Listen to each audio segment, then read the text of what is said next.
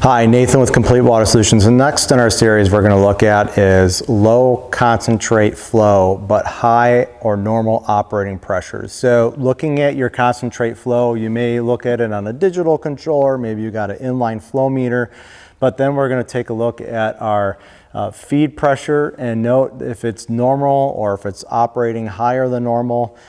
This may be a result of dirty or fouled RO membranes. And so this would be an opportunity that you'd want to go ahead, take your RO system down and clean your RO membranes.